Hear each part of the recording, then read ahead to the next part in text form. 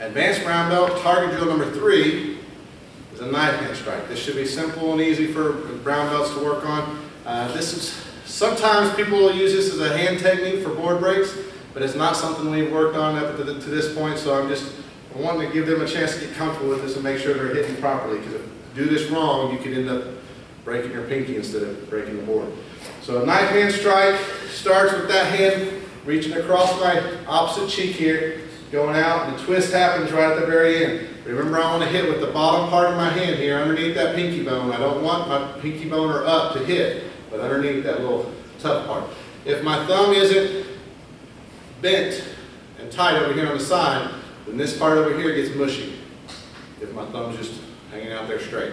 As soon as I bend that thumb, that becomes a little bit tighter for me. So that's the part I want to hit with. So from here, that's the cross. And if I'm holding a target for my student at home or in class, I like the up and down teardrop instead of the pointing it straight at him. That just works better for me and hurts my hand less. So remember, this hand's doing that. The other hand crosses underneath. We're going to make it look just like we do in forms and for my back stick. So whether you're doing it here, just cranking your hips and letting your weight drop without moving your feet, breathing or yelling on each one, that'll work. Whether you want to pick that foot up a little bit as you're relaxing, as you're cranking, and then let that foot land at the moment of impact, that'll work too. Make sure there's at this level, we should be able to think of all these different things. I'm thinking about my cross happening, I'm thinking about relaxing them while I'm on that cross, thinking about cranking my hips and still staying relaxed for that, thinking about timing. So whether it's me landing that foot or my feet are already there, and I just want to land my weight